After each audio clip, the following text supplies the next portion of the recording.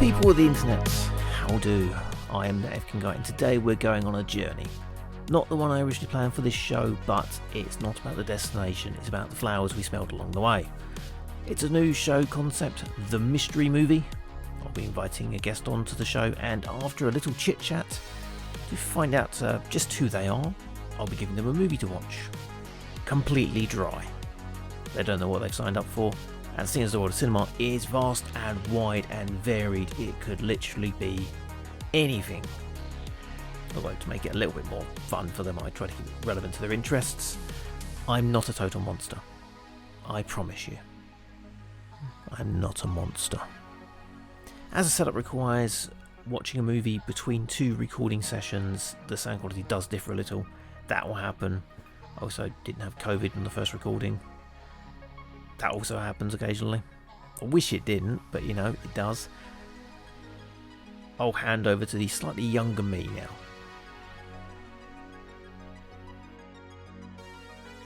So I've dug into my past for this show and thought of some really great folks I've worked with over the years, none of whom are returning my calls anymore, so I'm stuck with this guy again. Introduce yourself, sir. A bit like Troy MacLeod. Where do we know you from? Well, you might recognise me from various British wrestling and or Middle Eastern wrestling shows, and from generally being an annoyance. I'm trying to appear in the background of more TV shows as well, but you know, I get cancelled. Not cancelled as in cancelled, but I get a booking and then they go, sorry, we don't need yet another bald man in his 40s. So my name is Rich Whitehouse. I'm known as many other things, among those SunsetSkip, Rich and Famous, or whatever you want to call me. Thank you for having me, my friend. I'm glad to have you. So you're here today for a mystery movie that I'll be revealing at the end of this little chat. I'm very excited. I hope it's something good. I hope it's something terrible. I want it to be either a movie that I love or a movie that's dreadful or something that will open my eyes.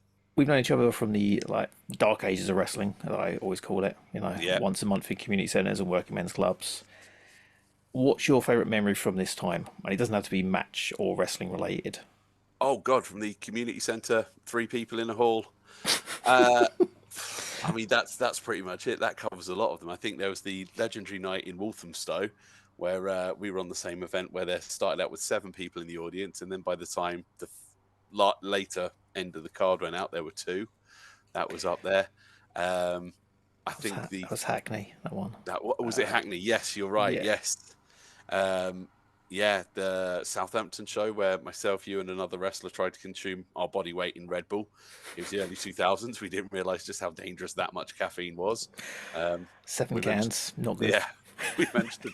I remember we drove back from Southampton to the outer London area in minutes. I think we Flintstoned the car instead of turning it over. But yeah, we talk about that with Ross and Paul and Phil, some of the other, what can I say, elderly statesmen of wrestling, and we talk through these times with great fondness. How have you evolved as a performer? What's the difference with how you advertise yourself now? You know, you send it through on your emails to people saying, I've done this and I've done that. How do you sell yourself back then and how do you sell yourself now? The biggest difference is probably experience. Back then, it was very much, I am young, looking for experience. I want to learn from your promotion, your performers, whereas now it is very much the flip side of it, where I am very experienced on the independent level. I have a great background in coaching and teaching from the real world and lots of experience on shows, so I can be a learning experience for your wrestlers. I have a certain skill set that over time is something that comes from developing, rather than thinking I can do this, I can do that. I now very much am honed in on my skill set, and I can use that to enhance the show, enhance the people, enhance my act, whatever it may well be. So it's just having that specialism rather than being a general performer. So what would be your gimmick now? And what gimmick did you have previous? What cocky heel with all the fancy moves, everyone cheers because you're a cocky heel? Yeah, and my favourite. It was, that played out to death. And also around the time, it was very much the it girl, wasn't it? We had the Paris Hiltons and the Simple Life, her and Nicole Richie, people like that. So I had like the glittery tights, and when I had hair, I had, I'd dye my hair different colours to match my gear every so often. And it was all very, very showy and very early mid-2000s brat that sort of thing, and then it's evolved to kind of being a hero. And now the best way to describe the character I portray now is massive elements of what drew me into wrestling as a child. So it's the larger than life appearance, the character, the color, the noise, the personality, drawing from the likes of Roddy Piper and Randy Savage and Dusty Rhodes. And it's interesting that performers of that era are not as well known by current fans, current performers, which is mind boggling to me, because it is the heritage of pro wrestling. You know, they, for our generation, Piper, Savage, Hogan, Warrior, they are synonymous with what wrestling is. But for the younger wrestlers, they're almost a bit of a surprise. I remember my favorite match of all time as a wrestler is the Rick Rude and Ricky Steamboat Iron Man match from Beach Blast '92, and I give that to younger wrestlers and trainees to watch because it's a masterpiece. Is your reaction there showed? Yeah, and a lot of them are like, God, I've never watched any of their stuff, and it almost feels like within wrestling, if there was an actual curriculum, that would be required watching. You know, if you're doing a film studies course, you have to watch the certain films of various directors and writers, and you know, if you're doing a literature course, and not knowing the body of work of someone like Rick Rude and Ricky Steamboat, to me, it's akin like not being aware of William Shakespeare in terms of literature. You know, they're absolutely seminal in terms of the evolution and quality of it. And a lot of these younger wrestlers have watched it and come back and gone, my God, that was incredible. That was absolutely flawless. And like, yeah, it was. And it was, 32 years ago, Jesus. So it's really interesting to think that there's this generation of wrestler, even generation of wrestlers who were born in the 2000s, they're 22, 23, 24 years of age. So even the Attitude Era was before their time. So they were children in the John Cena era. So there's so many generations removed from things which, like I said, are seminal to my understanding of being a wrestler and a performer. yeah. I was thinking back to when I started. It was '99, and there are people in wrestling now who weren't even Weren't born. born. Well, weren't Yeah, even thoughts in the general yeah, ether. that's it, which is wild. They weren't even sperm. No, that's it. Like there's guys who are absolutely killing it, and at the not just national but international level, who are 19, 20, 21 years of age. And when we started wrestling, that they were, their parents may have not even met, which is terrifying to think. So, where on the card these days would you be suited? What's your skill set? Oh, I've talked about this a lot actually. So my dream position now, despite meaning that I have to get ready and organized as quick as possible, is to go out first. If you were to put me on with a mouthy heel who goes out, cuts a promo, riles the crowd out, I come out full of color, full of fire, boom, boom, boom, boom, boom. An 8-minute match is perfect at that point. I've still got plenty in the tank, I hope.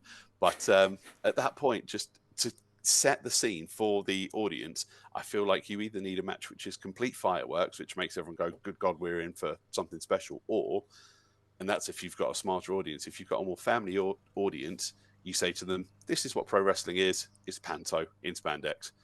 You cheer the bad guy, you cheer the good guy, you boo the bad guy. This bad guy's come out, they've riled you up, so out comes the person that you are going to like, and you've set the table for the rest of the show. So, you're up first. Would you be willing to hang around for later at the end of the show? We're doing a rumble. Sure, rumbles are always a laugh. It's the dreaded thing. I think there's different phases in your career where you think, oh, I'll have fun with the rumble, but yeah, if need be, it's if I'm getting paid extra, definitely. But if need be, I will. But if I can, I'd much rather be at the merch table selling some sunglasses or making my way home. I'm going to take you back now, before the boom of British wrestling, before our dark ages, as I always call it, before the working men's clubs and community centres, maybe before your first training session. Did you have a name or a gimmick you had in mind or pretended to do before you actually started wrestling on shows or training? No, I may have when I was a child, but there's nothing that I remember. Even coming up with a name when I first debuted, that came from one of our original trainers. He suggested something, and I ran with it. So yeah, I never had like a name or identity that I had mapped down. I think I'm quite rare in that respect. It might be actually. So you didn't do any stuff with your mates, dicking No, around, no I did, but backyarding. I'd pretend to be like Ultimate Warrior or The Rock or whoever it would be, but it wouldn't be like I am. I don't know. I'm going to come up with the first name that pops into my head. Jake Crotchstomper. That wasn't like a name that I'd previously identified, which, by the way, Jake Crotchstomper should be an absolute wrestler name. So next time I have somebody come to me and say I need a name, I will dub them Jake Crotchstomper. I suppose coming from that idea of the old schooly panto wrestler, you didn't have the ECW mentality everyone had when I was coming through, where it's like doing stupid moves and all the big spots. So you didn't do yourself a mischief at any point in time when you're wrestling and messing around with mates, even No, just doing the poses and. That's it. I mean, like I've done all the gimmick matches, cage match, ladder, all the hardcore nonsense stuff like that. When I was younger, I did fancy doing a death match, but now as I'm getting older, I just think no. Just the recovery time, and the reality is that it will hurt for days after, and the fact that the death match guys that do it are really quite good at it. There's an actual death match scene with, wrestlers who specialize in it, and I think I would just be someone cosplaying it, as it were. It's a skill set within wrestling. It's a particular niche or subgenre within it, and I think the ones who are good at it, leave them to it. Same as people who are trying to emulate the high flying acrobatic style. The ones who can do it look amazing and graceful doing it, and those who aren't look like they're going through the motions of someone else. It's like a 6-year-old trying to do Swan Lake. Cool. So you are here for a mystery movie? Yes. And I think it's about time to fire up the trailer. Before I do, though, what are you hoping it will be? Oh, seeing as you mentioned wrestling related, and I don't know if there's a few clues, I'm thinking either Ready to Rumble or going slightly more into the archives, Body Slam with Dirk Benedict.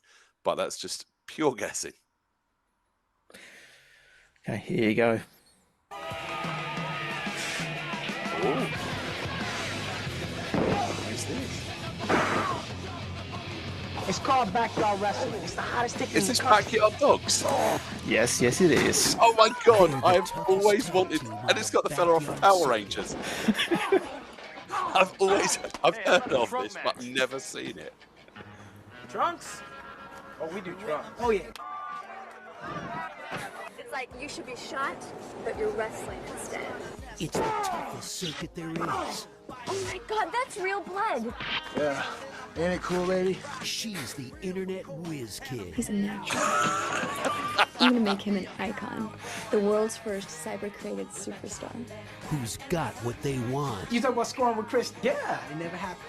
They're all about to find out It's SmackDown time! that the only way from amateur to pro Vince McMahon, Ted Turner, Hayabusa. fight me. is the hard way. Maybe civilians shouldn't be doing this stuff. Are you actually starting to care about me? Love can be the fiercest battlefield of all. But she doesn't care about you, okay? Why don't you just email me, girls, and tell me who to choose? Cole the Outlaw or Lee the Mighty Ninja? You know, I'm the one who started this. You pick the guy, and I'm gonna have a big old date with them. And all of a sudden, you get all the hype, you get all the fights, and you get Chris. You're the one who said that you guys were just friends. We just became the world's first internet interactive soap opera. You know what? Hey, don't walk up on me, all right? I'm the best, not you, and don't you forget it.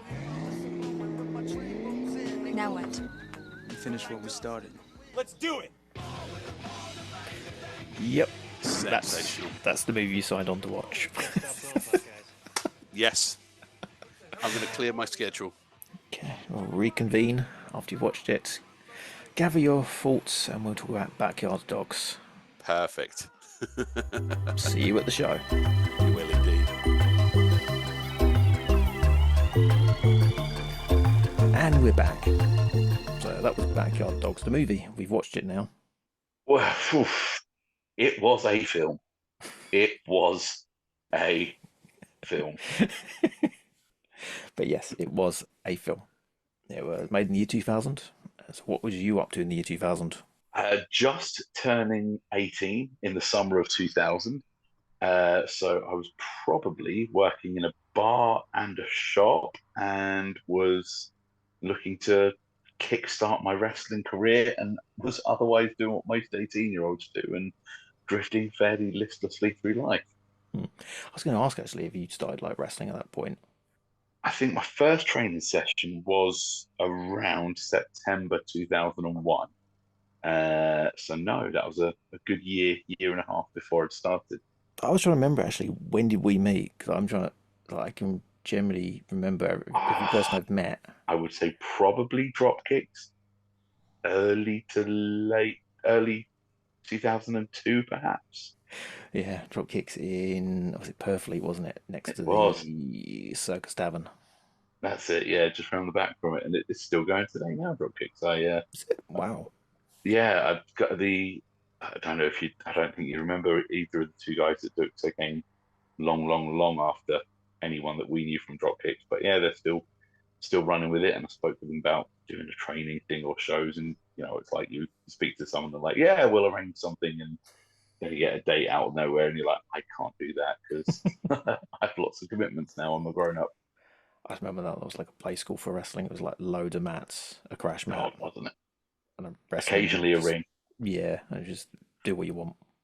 Do you remember the Free teeny play. tiny ring they had? It was. It was like giant soft play, wasn't it? Do you remember the teeny tiny ring they had? It was like 8 foot square ring. Is that even possible? No. Well, I think I remember giving someone I say a vertical suplex. That's probably borderline horizontal suplex. In that thing, and it was corner to corner, and I remember shooting my legs out under the bottom turnbuckle to do so, and yeah, just the things you do when you're young and stupid. Okay, so the film, written and directed by Robert Boris, who started his career in 1973 with the television movie Birds of Prey, which is billed as an action-adventure film where a radio station helicopter operator witnesses an armed car robbery and engages in a chase. Got a bit of a budget for that one, with a helicopter. Followed this up with Electra Gliding Blue, which is a film I've heard mentioned a bunch of times over the years. Wasn't that meant? Was that referred to in Shaun of the Dead, or am I imagining that? I don't remember. It's one of those films that I've always thought was a softcore porn. Probably. It has that sound of like the Shannon Tweed kind of. Yes, yeah. You know, Channel 5, yeah. 11:30 p.m. specials, yeah. But the name was a reference to the Harley Davidson bike used by the motorcycle cops in the film. This film features Nick Nolte in one of his first film roles as Dirty Hippie. Dirty Hippie. I love a self-explanatory role. Yeah. So Robert Boris's career peaked possibly in 1994 when he won the WGA award for original/adapted multi-part long-form series for the TV show Blood Feud. And he wrote and directed Oxford Blues, the British comedy sports film starring Rob Lowe and Ali Sheedy. Oh, proper actors. Yeah, proper actors, proper budgets. But fuck all that shit. In 1987, when the police needed someone to stop the Vietnamese mafia, there was only one choice. You don't recruit John Steele, you unleash him. Wow, Blue Steel. Yep, Steel Justice, starring Cobra Kai's Martin Cove as John Steele. Yes. Coming to this show sometime soon, probably. Oh my word. Also on his IMDb, there's a lot of mentions to the fact he wrote the original script for Air Force One. Wow. Quite proud of that one. Even though it wasn't the final script and probably had changed quite a bit. The President's airplane. So his pedigree is there. What went wrong? Why did he end up doing this? Because he wrote and directed this, so this is entirely his baby.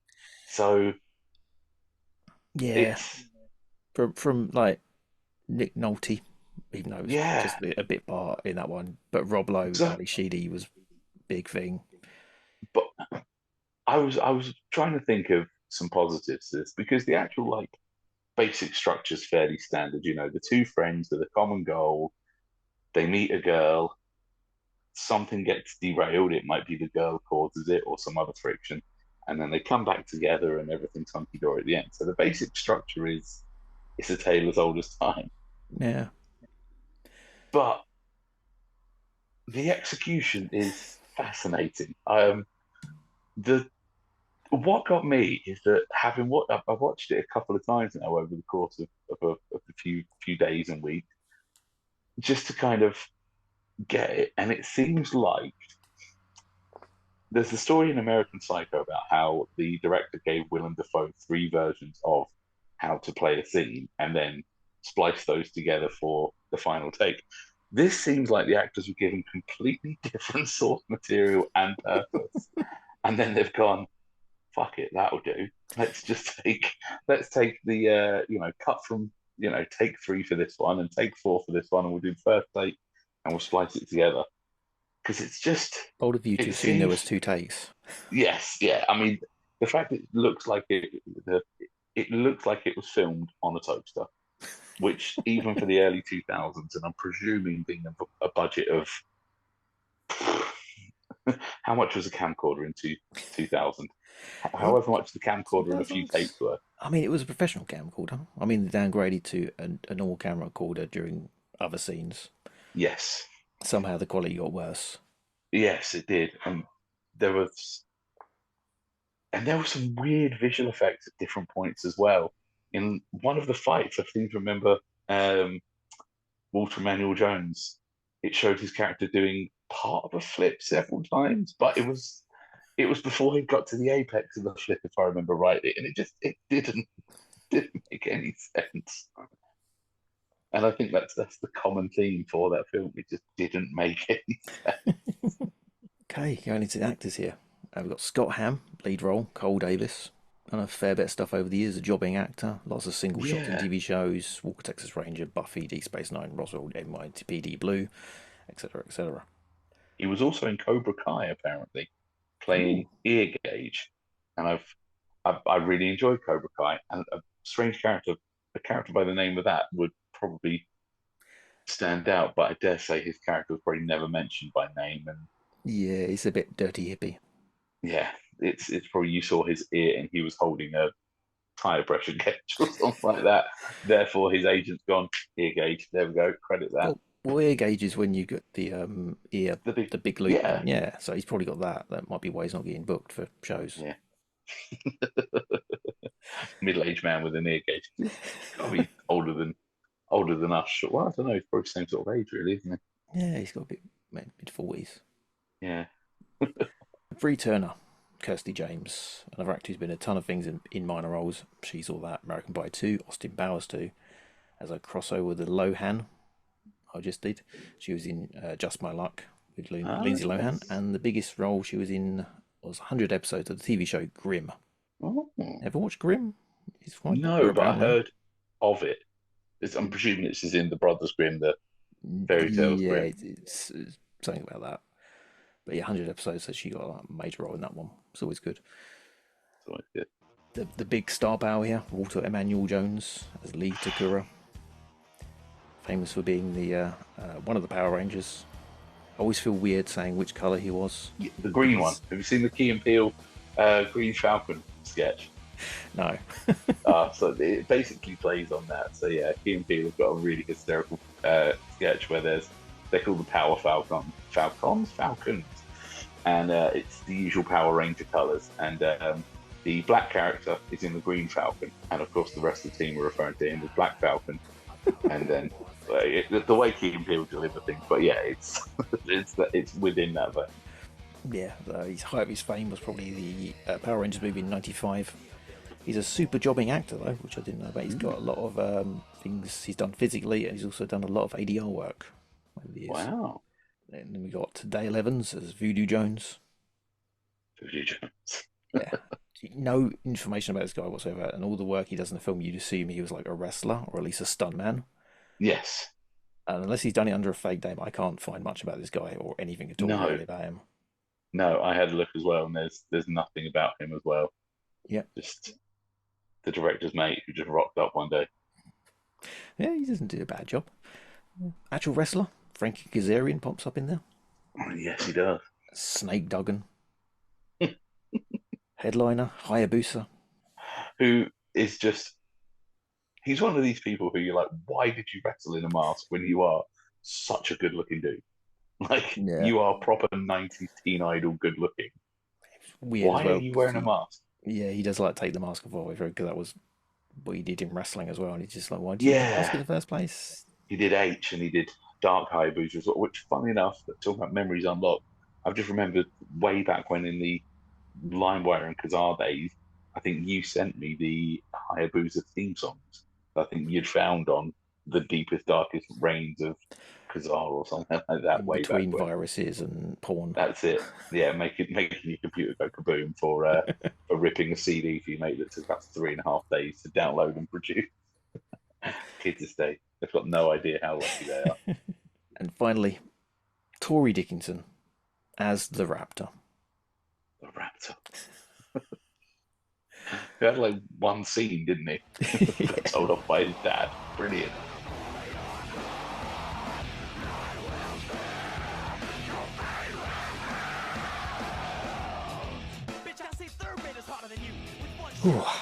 So, film starts with some new metal with the theme tune, and yeah, I was big into new metal back then. Yep. Almost insane. Yeah, what's your favourite new metal band? Go on. Because you're not really a metal fan, are you? You're kind of poppy.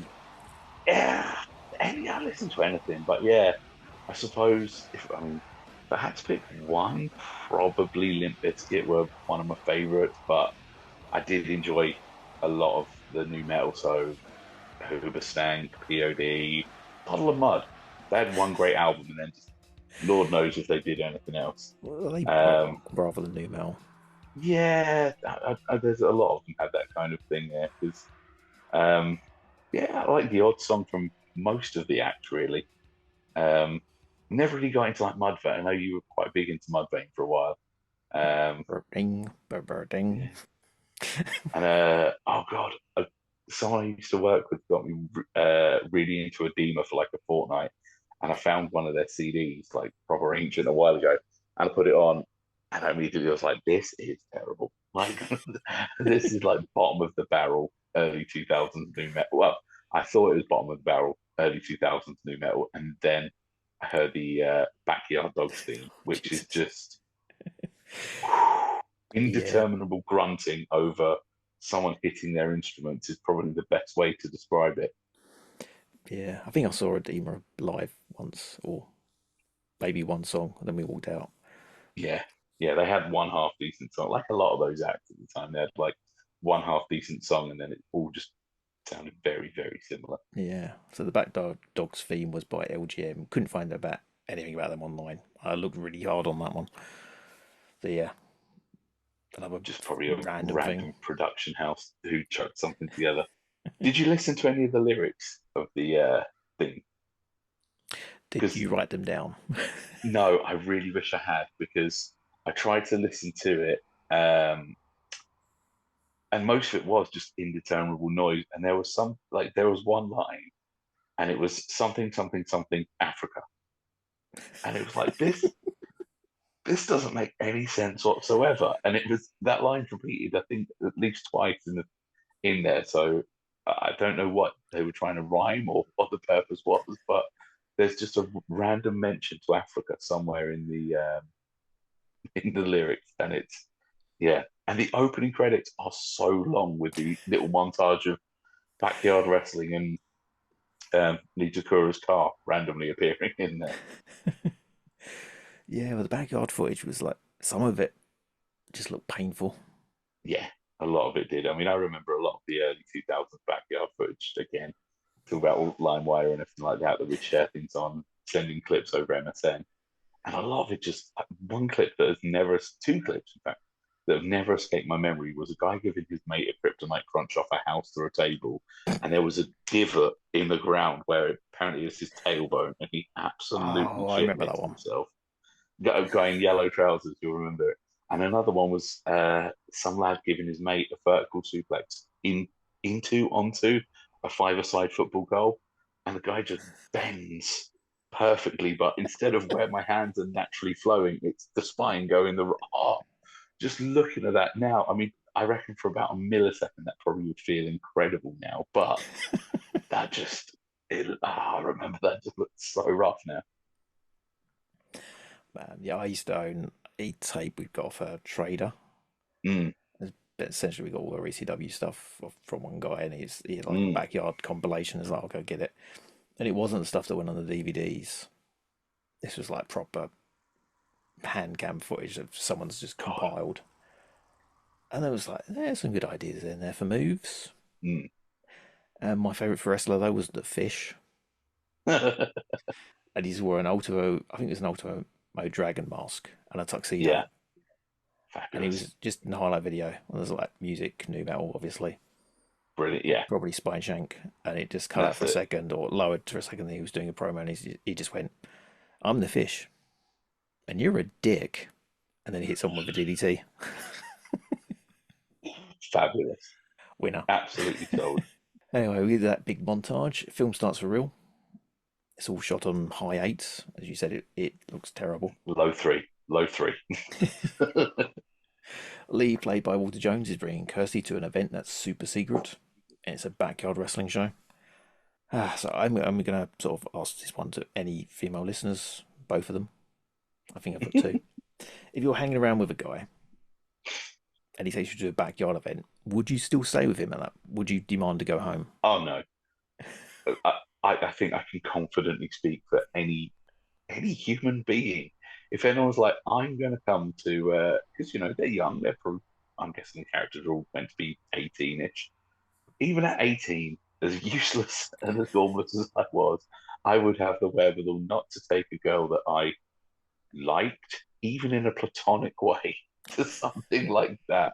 I wouldn't take, if I was involved in something like that, I would not admit it to anybody. Because it's even as delusional as you can be as a teenager, that whole thing, because the way that Lee Takura is presented is like, is it Rick or is it Lee? Is his name changed throughout? I think it's named Lee on IMDb and everything, That's so it. I assume it would be. So he seems like quite a cool guy initially. He has like a fancy car. Yeah, That's yeah, like which Power is Rangers like, money. That's probably his actual yeah, car. it probably is, and that seems almost like weird that his nice car that's got lots and lots of scenes in is never mentioned or referenced or anything happens to. That seems like a really obvious thing. But it's like he's brought this girl to this event, and it's like, yeah, you'd just be like, mate, this is terrible. I am never speaking to you again. I mean, if they had a ring, because some of the later shows do have a ring, this is just mattresses on the floor. Bunch of Trump mattresses. Like there's been some bodily fluid spilt on those, and not just wrestling related ones. Just walking around town. Oh, look, there's a mattress. That will do. Yeah, man, the random hobo mattress, like just not good. So yeah, there's a match going on. There's some dub special effects or sound effects in there which are hilarious, like the super proper, over like, the top. They're the ones that like I make when I'm playing with my 5-year-old.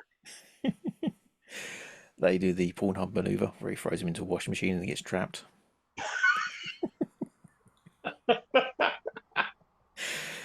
The stepsister special. The match ends and then we're introduced to a hero, Cole Davis, not Corey Davis. That'd be a stupid name for a wrestler. It was Corey Davis. Hold on a minute. Did that come from this? Please tell me it did. No, it come from the lead singer of Korn and the lead singer of Slipknot. Of course, yes. dumb name. Cole Davis, the paper boy. Fabulous. And yeah, this first match. Did you get a really bad feeling about the entire film when he's wrestling in this first match and he's dropping elbows like a child? Yes, like just It's of all the characters, and again, you see bits where some of them have got a bit of wrestling ability. Obviously, the coordinators and whatnot. I think we'll get to that later. The wrestling coordinators / choreographers, and these are in very, very loose terms. There was some who could do a little bit, like Walter Jones. He could do a little bit, and the main jacked up guy in the grey green cargo pants later on. He's obviously somewhat competent. But yeah, old Cole with his terrible bandana covering off his edgy tattoo. He's got no athleticism. You can tell this is like early in the film because he does improve. Yeah, he's just, when you see trainees dropping elbows, there's like trepidation in doing it. Yeah, so it looks bad. But this guy, he's there's none of that. He's just flopping over on them. So I got like, a bad feeling about this already. Lee explained to Kirsty that this isn't just wrestling. This is backyard wrestling, and it's big time. Apparently, it is big business. That was the line. Again, I'm looking at my notes here. Like you put that it is big business. Yeah, mattresses on the floor. he wants to take advantage of her e-commerce skills that got her kicked out of college apparently, and into debt. Yeah, and like, what could that be? It's 2000. I mean, that's as ambiguous as it is. Like e-commerce, what did she do? Like defraud eBay using the college account or something like that, or was it something slightly more, trousers offy? I would assume it's that.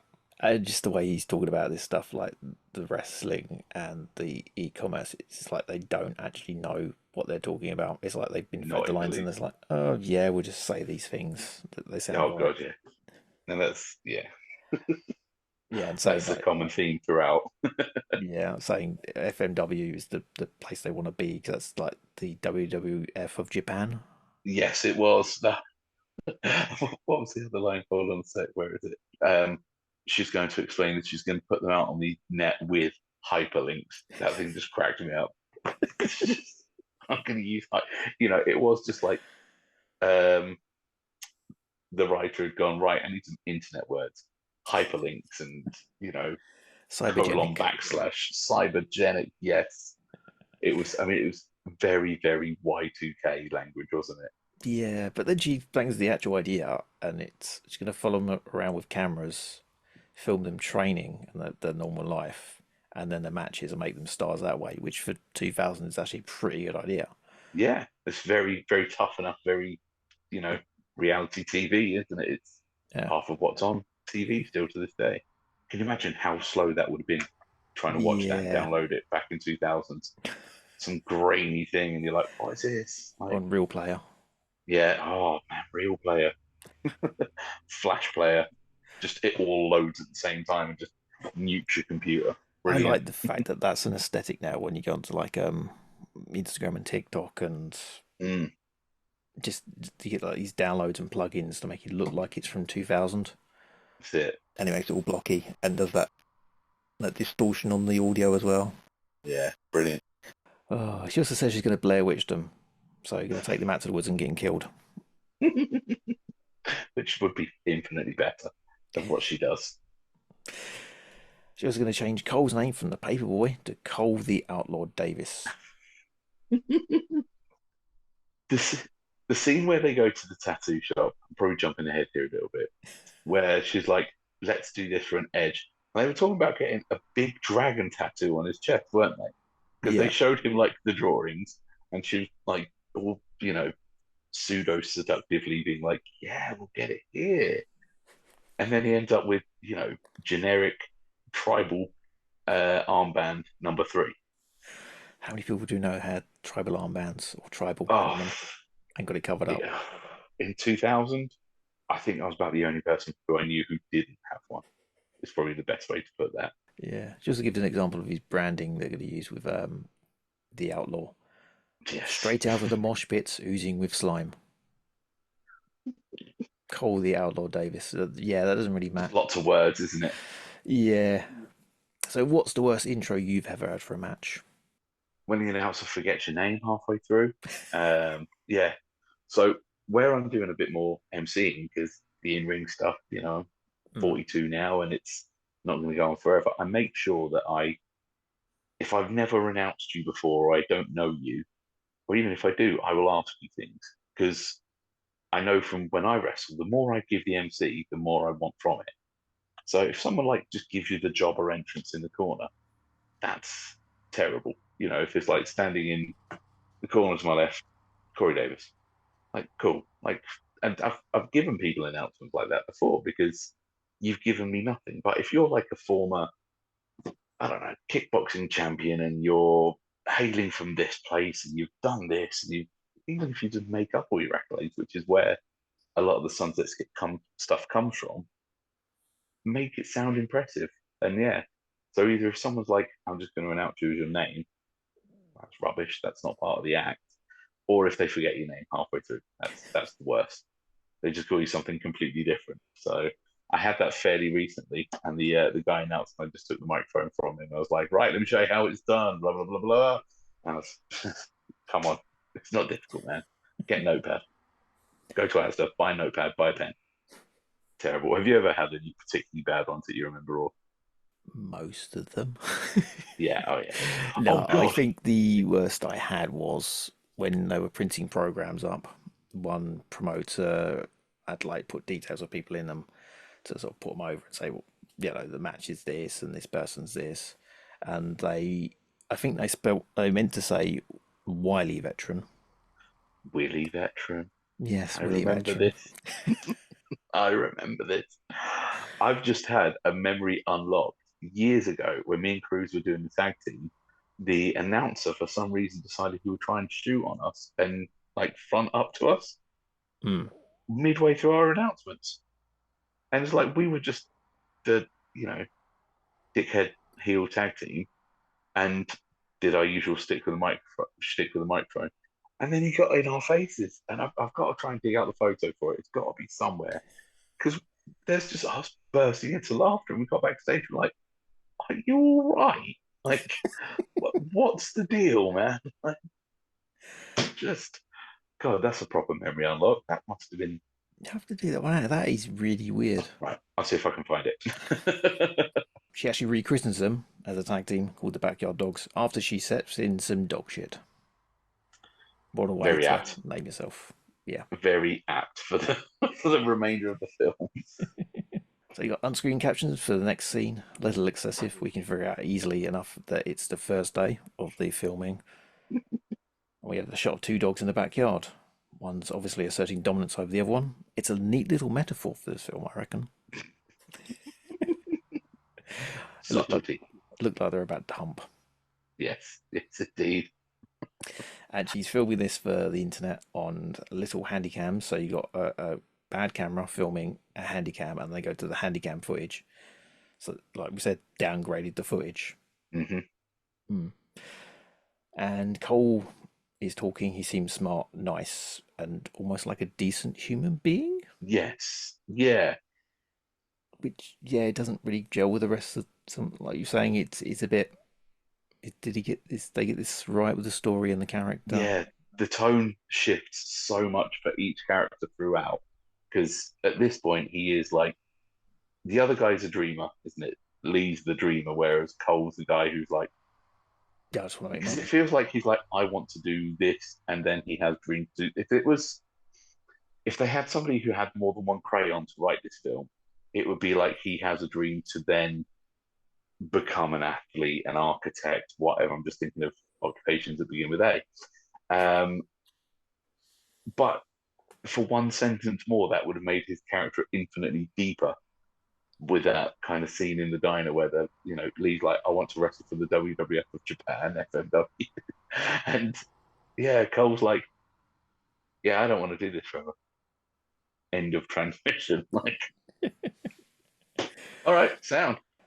Second match of the film goes against Frankie Kazarian, and he wants to book them in a trampoline match on his show. Which I didn't realize there was a difference between trampoline wrestling and backyard wrestling, like pure backyard wrestling. Yes, it's like I'm on it's mattresses pure rules, only. isn't it? That's it, man.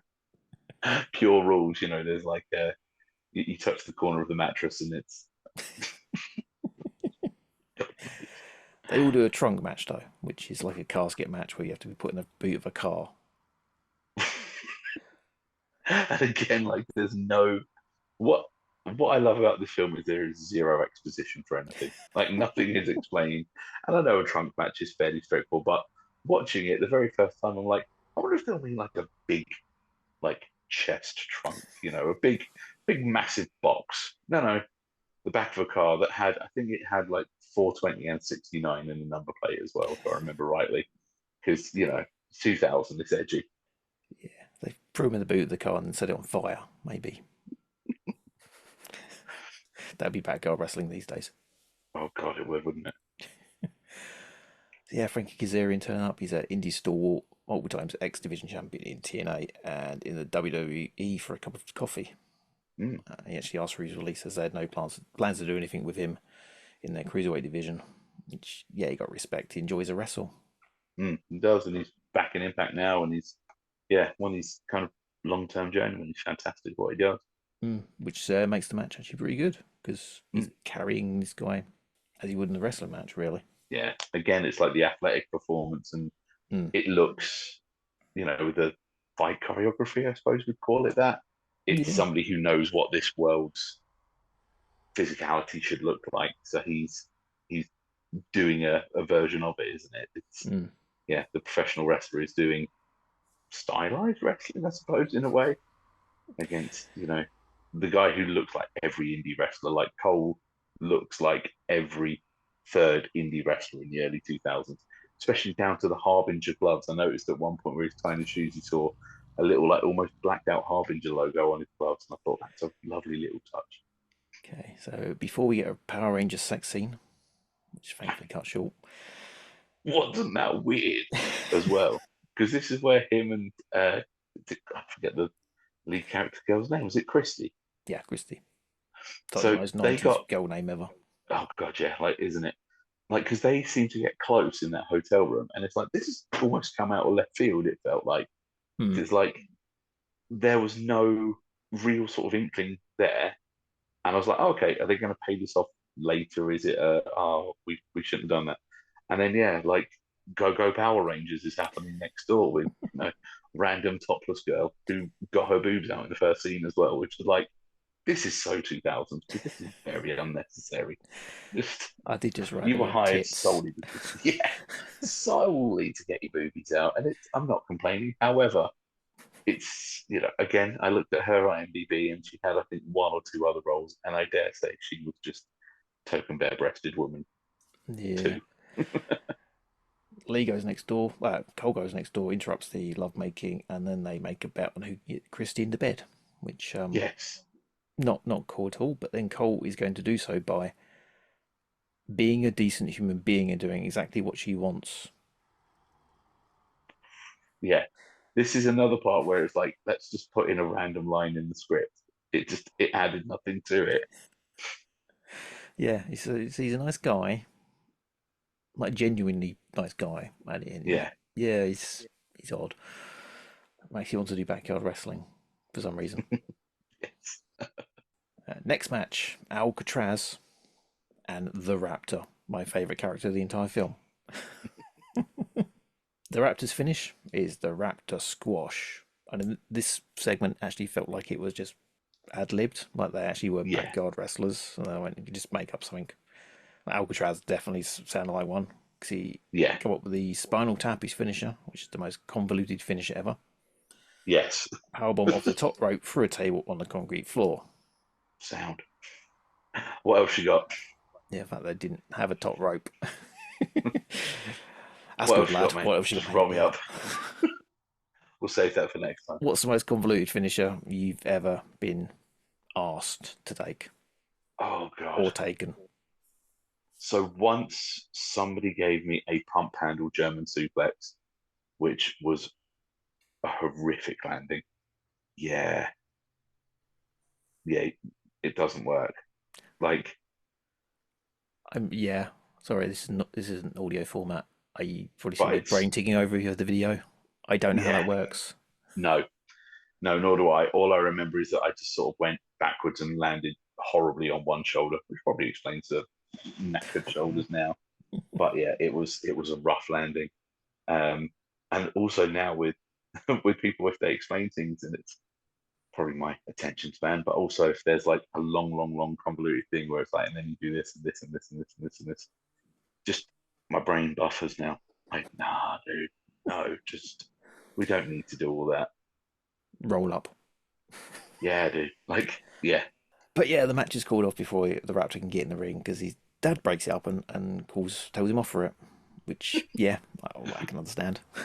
I was disappointed when the Raptor had his mask taken off. I kind of half expected that would be a fun little cameo moment there. Just somebody from the wrestling world or pop culture of the early 2000s, like I don't know, secondary MTV video VJ, they were called then, weren't they? I kind of half expected it to be like, oh, that's someone who we've forgotten about for the last decade. It'd been great if it was the Green Ranger or the White Ranger. It was brilliant. Or the Blue, just anyone else. Billy Yost just randomly blinking away at him. So we do get to a live stream in a car with Kirsty. somehow. Was that even Yeah, possible back then? I don't think so. She had so much like things sticking out of her laptop though, on Yeah, the side of the car. It's like, was that even possible? I know. That's where all the budget went. Just all the random tech. They just went to Maplin and bought an absolute fortune's worth of to radio transmitters and wireless internet. Yeah, it's the future of that. Yes. Go on. Yeah. Plus, she was probably looking like she was using real player. Mentioned it Yes, earlier. no doubt. Next match, we got the main antagonist throughout the film.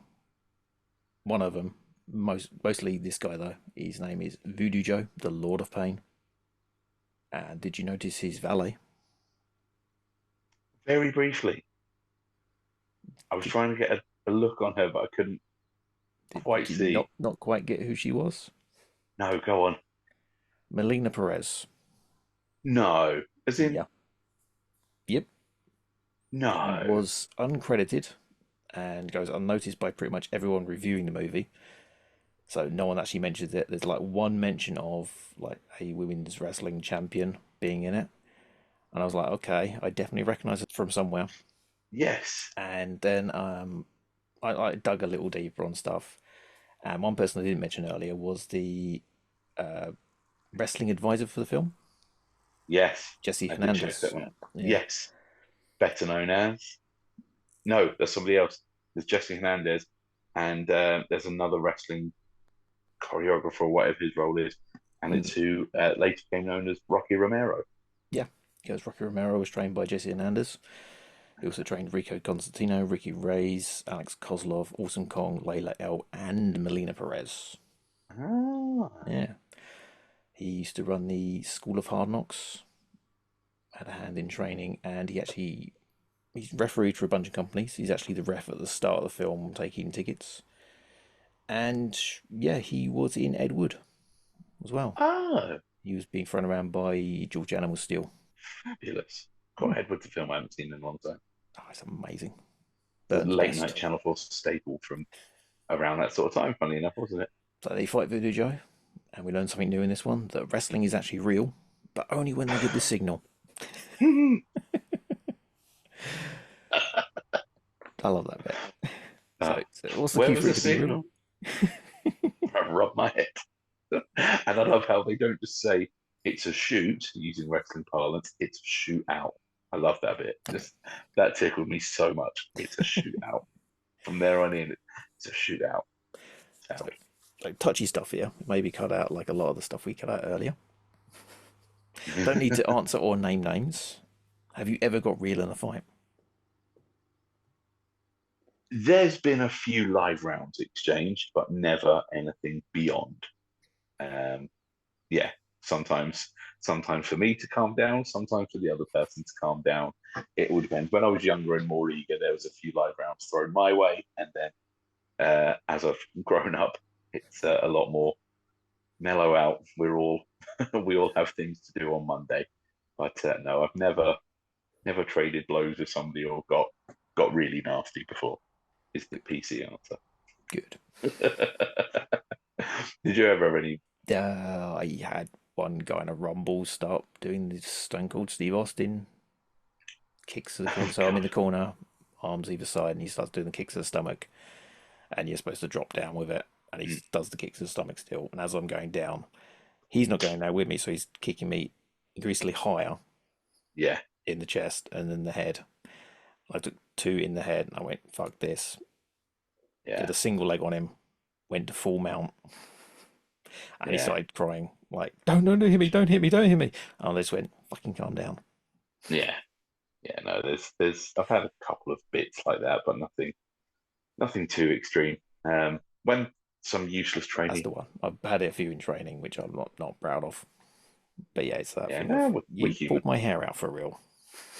Yeah, I think it's with wrestling where we are giving our bodies to each other, and it's yeah. If it's an accident, they happen. Like I said, live rounds are going to be there here and there because it's the name of the game. Like I've never got pissy over things like a split lip or anything like that. It's if I've even to this day I'll say to people, look, don't be afraid to put it in. Just don't hit me in the teeth or the eyes. Like I don't mind anywhere else. Just hurt me or make me, don't disfigure me, basically, you know. So it's because there's times in certain matches where it does look better to be more physical, and there's, you know, it's all about playing the ball where it lies. Yeah, And the long matches when it doesn't need to look yeah, physical. yeah, that's it. Most of the right? matches I'm in, or I was in, it's just like, nah, I'm not up the card, mate.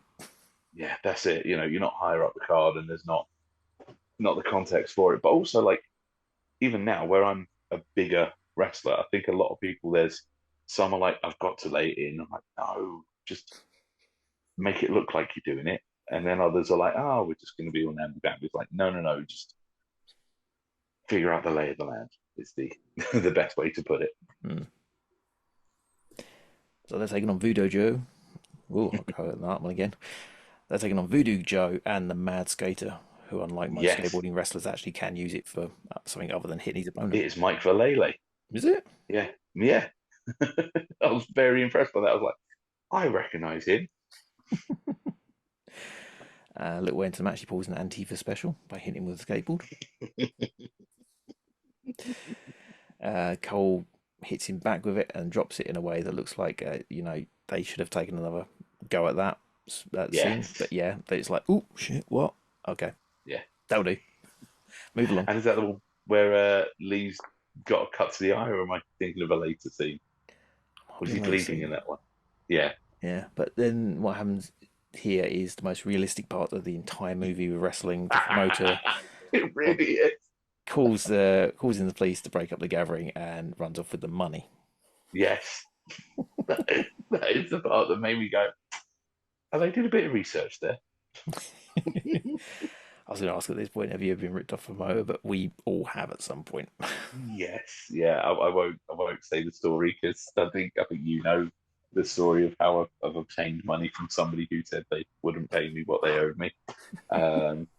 But yes, my favourite story that I can tell on a public platform, again, I think you might have been there, or certainly you know about it. There was a showing near to where I was living, so I'll say that to protect anonymity.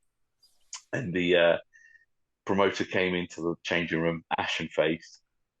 We haven't sold many tickets tonight.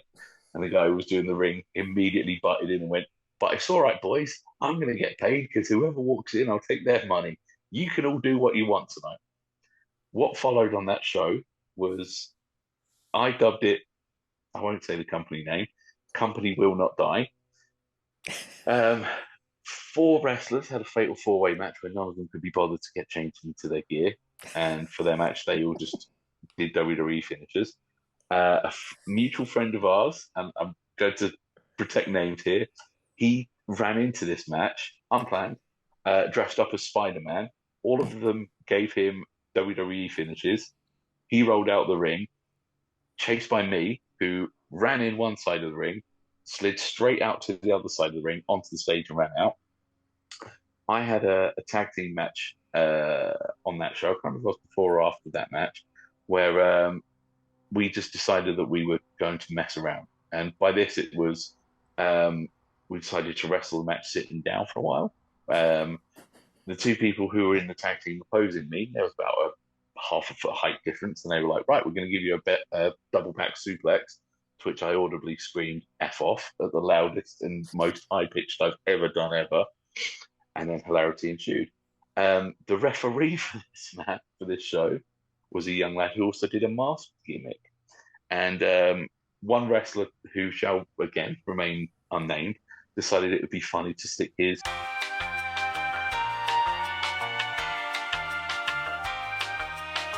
yeah, we should probably edit that part out. But yeah, it was all just bedlam. One of my favourites. So they get ripped off, they track the guy down, get their money, and they have a big fight in a backyard, which isn't actually for a wrestling show. It goes viral online, and the dogs are a hit. Kirsty then does a video where she says she'll go on a date with one of the guys, and it's all up to the viewers of the videos which one. But these boys are the real deal, and oh, do they drive me crazy! Now what do you say, girls? Are these boys ready to do the grind? Well, I'm ready. What about you, Cole? Are you ready to ride the wave, check into heaven, and rock my world? Both these boys are ready and willing. Now this is a tough choice now, isn't it? I don't think so. How's a little girl like me to decide? Why don't you just email me, girls, and tell me who to choose? Cole the outlaw or Lee the mighty ninja? You pick the guy and I'm gonna have a big old date with them. We're done. That was another part which seemed completely out of context to anything else in there. Yeah. There was no like tension from the boys where because there was only like the vaguest sense of interest from Cole, and there was no interest shown towards her from Lee apart from the opening scene where they're like, "Oh, hey, friend who needs to make money. This is the thing where I'm going to make money." Very odd. And it's weird. They're having a bet about who can sleep with her, and then she's doing a thing where she's going to sleep with going out with one of them. It's all very odd, very bad taste now in 2024, isn't it?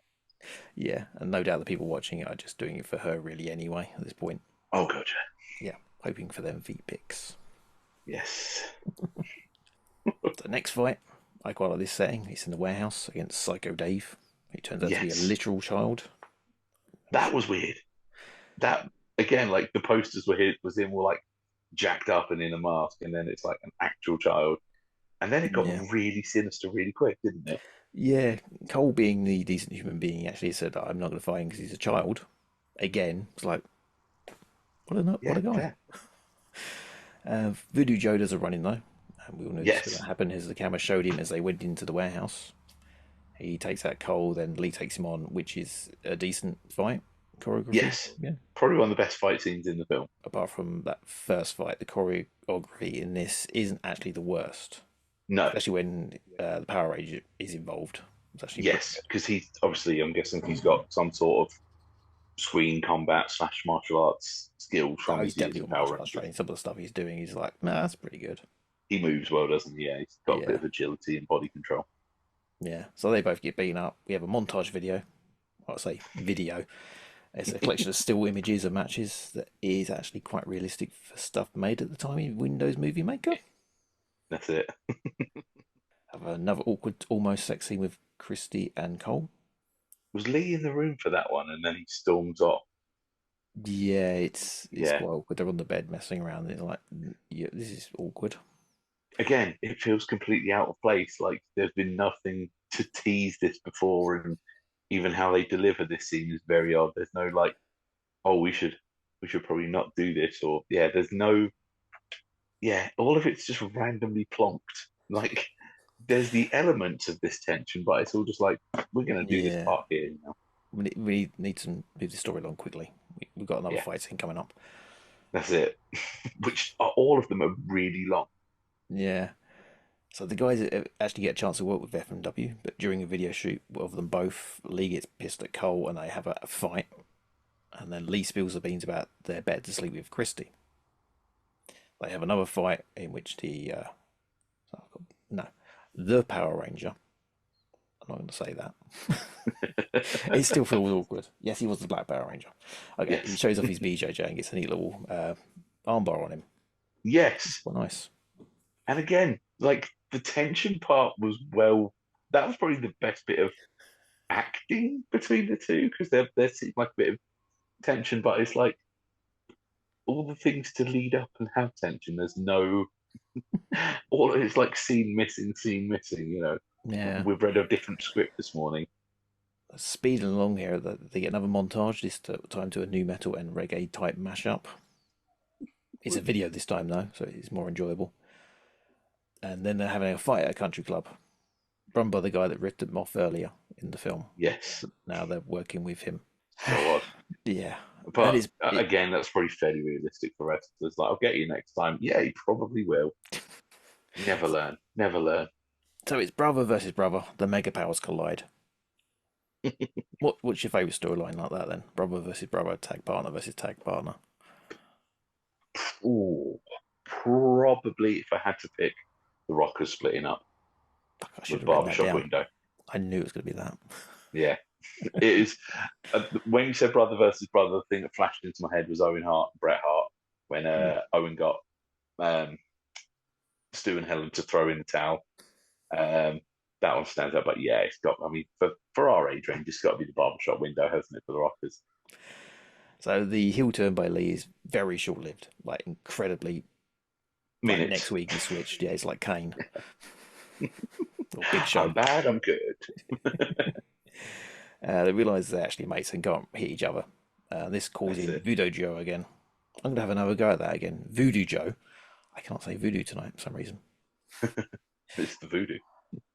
Yeah, I've actually been in touch. Well, trying to get in touch with a guy who says he does like black magic and voodoo. I'm going to get him on to do a review of a black magic movie. And yeah, I think I've been cursed.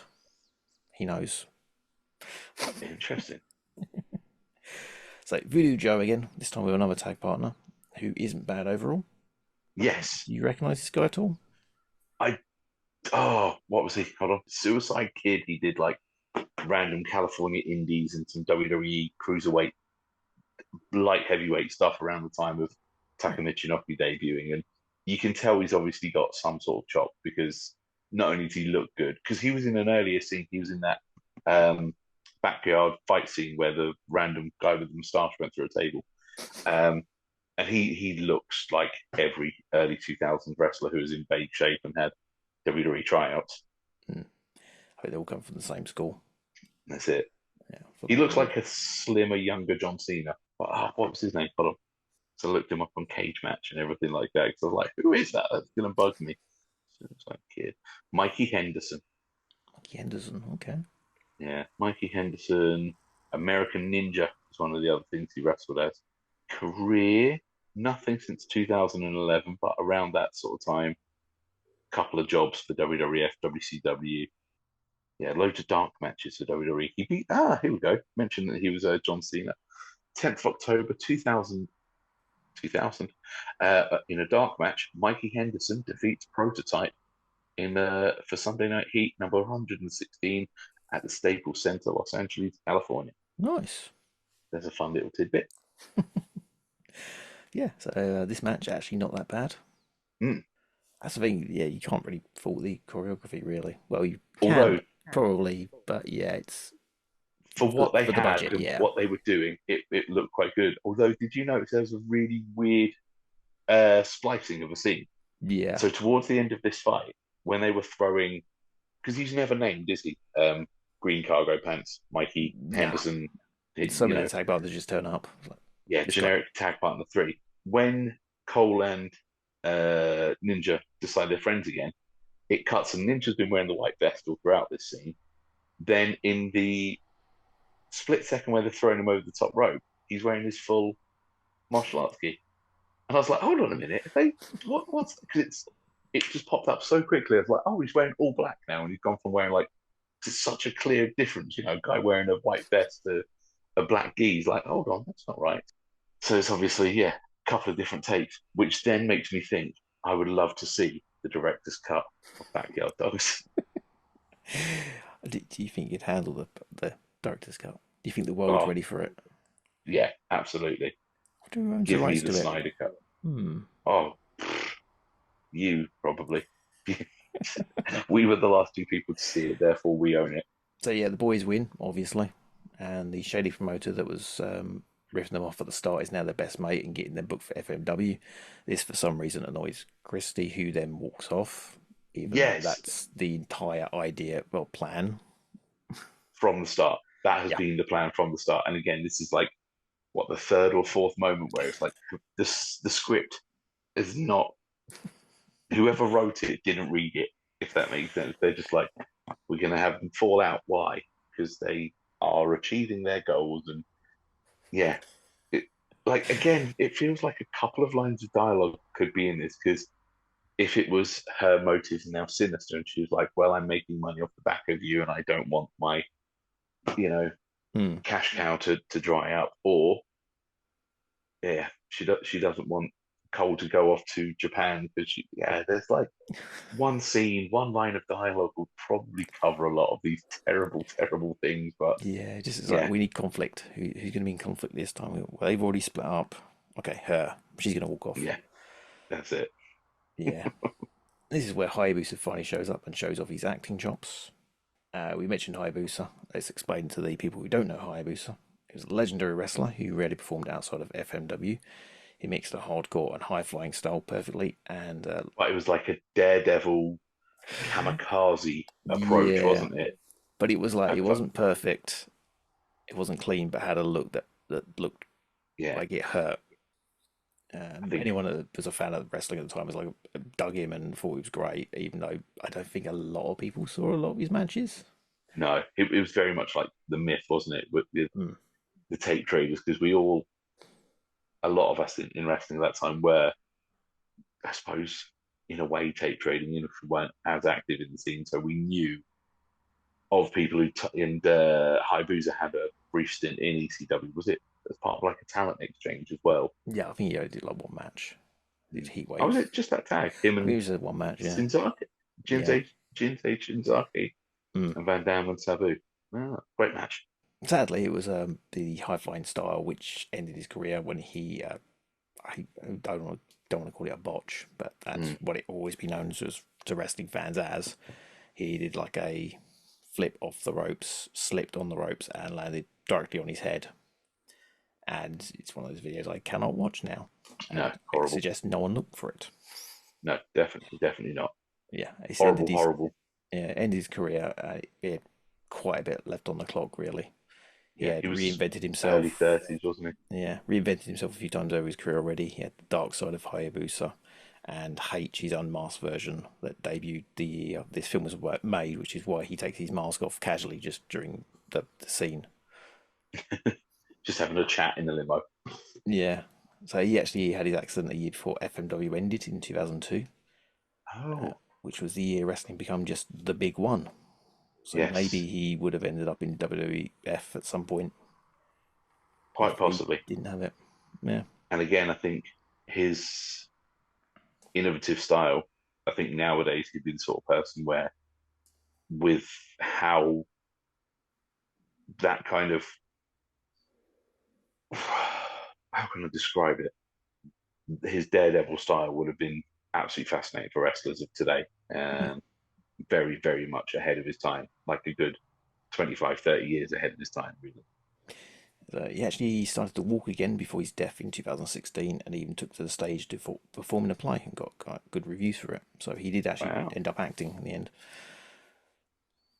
So that was Hayabusa. He's in this and he doesn't look like he knows what's going on at all. No clue. No clue, bless him.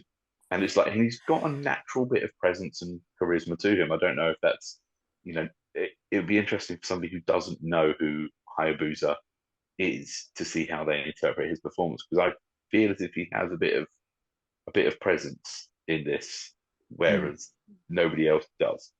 Even though he doesn't know what he's doing, I think somebody just was like, American movie, sound, whatever. So I get a week in LA, amazing.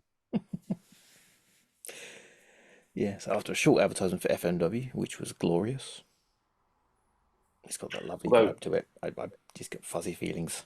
Yeah. Although they did say it's showing what Hayabusa is all about. And they did like 2 clips of Hayabusa and then it was all Anita and everybody else. It was like, oh, cool. Which is still the weirdest tie-in ever. Like, because the film, again, it's like the film doesn't do anything. Is it a promotional vehicle for FMW? Is it not? Is it this? Is it that? You'd It's think a it'd whole be in lot there of, more.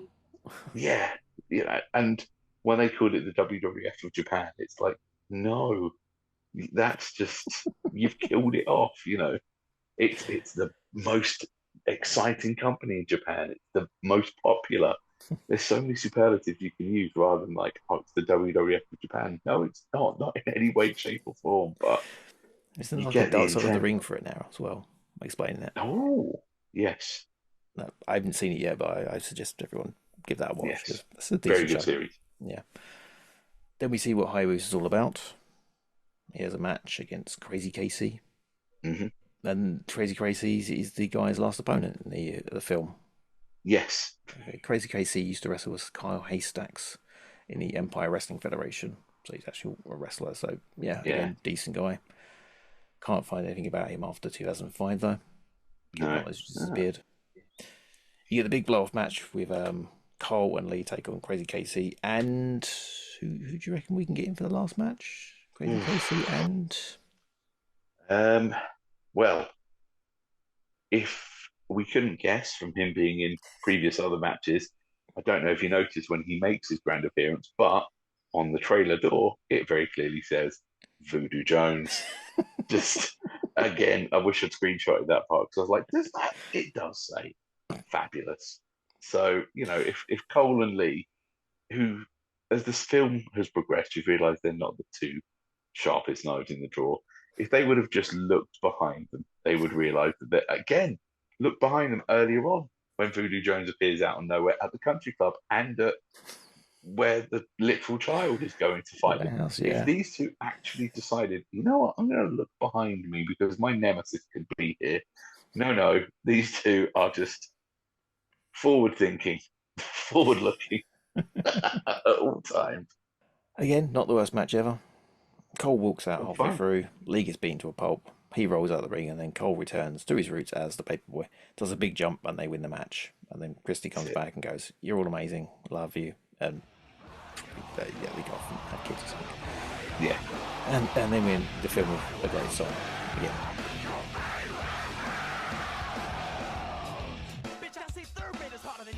Backyard Dogs.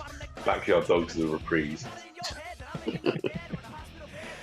Okay, so before we get to your final thoughts, overall, would it surprise you to know this film is universally hated? It's got 2 out of 10 stars on IMDb, 18% on Rotten Tomatoes, which isn't actually that bad. I've seen films with less. Oh, yeah. Was for years featured in the bottom 100 of the IMDb, but isn't there anymore. Most reviews either say it's pure garbage or falling into that special so bad it's good category. Oh, no, it's nowhere near that. Really? I can see it being watched in a group of mates, if you're wrestling fans especially. Yeah. And that's it's what I think that's a and good it's film camp for. and it's got its own thing, but I would say it's anywhere near good. Like I think in there is a good. I think good film's probably a bit of a stretch, but yeah, I think in there is like I said, like there's the whole two guys with the same goal and they fall in love with the same girl or something. There's the makings of a half decent film in there, but yeah, nobody had the same script. It feels like like the fight scenes were good. Yeah, they improved as the film. Yeah, after the first one. The first one was like, oh, this is not going to be good. The expectations were low, and it got surprisingly better. Yeah. So the reviews, we got to Walter Chow from Film Freak Central. He said, "You'll know you're in trouble when the title of your movie comes from a moment when a character steps on a pile of dog excrement." Yes. On IMDb, you got a couple of people. Salty XT said, "Worse than Hitler." Flammable 221 said, "I laughed, I cried, I nearly committed suicide." Oh wow, that's probably a bit much. Luminous Dreams gushed, "The best movie I have ever seen in my life." P.S. I don't get that much. And Letterboxd had possibly the best review. It's from Micah Valentine. Okay. Zoom in on this because it's lots of words and I'm blind. Plenty of people will be judging this movie for the idea that it's a shamble, and it is. But it's also got a weird amount of sexual exploitation, the scummiest looking promoters, the Black Ranger doing a Minoru Suzuki style armbar, appearances from XPW associates, and a lot of bullshit hype involving the internet junking stats. Fiction or not, it's a fairly representative document of the turn of the century independent wrestling, which, a lot like this movie, wasn't always good, but did its best to kick ass. That's very articulate and very fair, I think. Yeah. So, final thoughts on the film?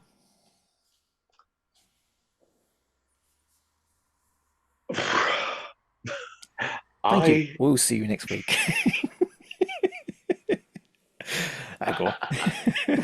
I don't know if I hated it or if I enjoyed it or if I got some sort of campy amusement from it.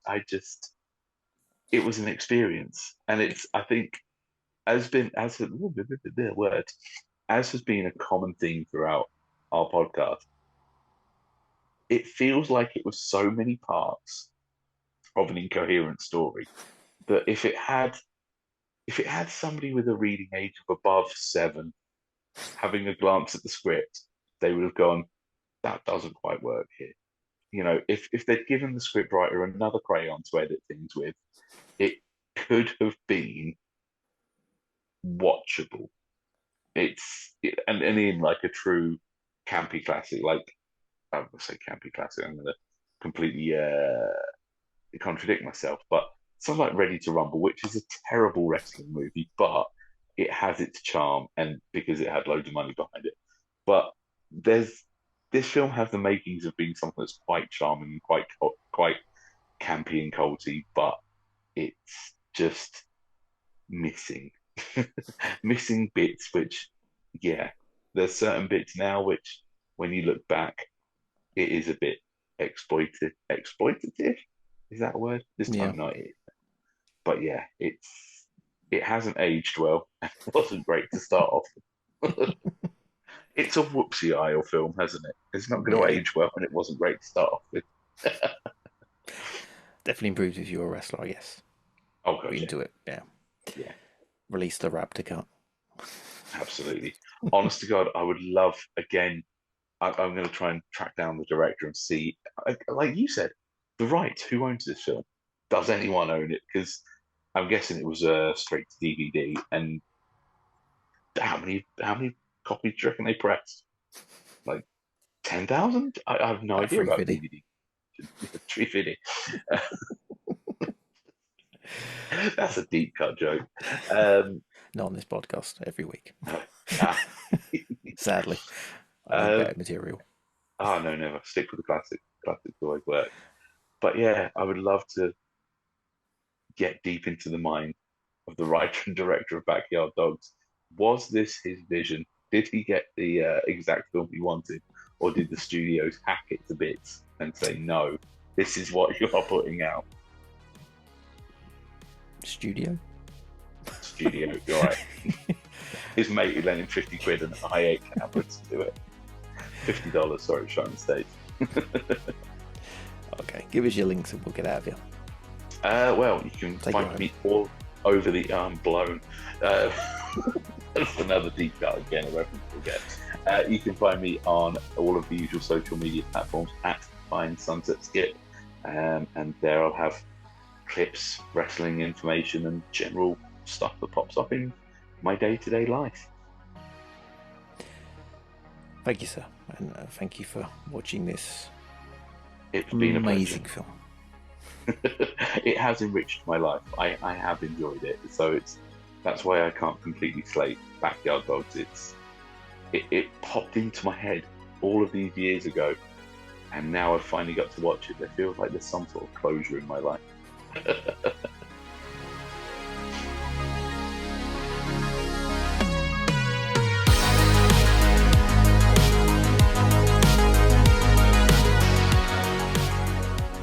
This show was brought to you by the letter P and the number 172. I'm the Effing Guy, Dean. I wrote, produced and edited this show. You can find all my stuff at totalcultzone.com. That's totalcultzone.com.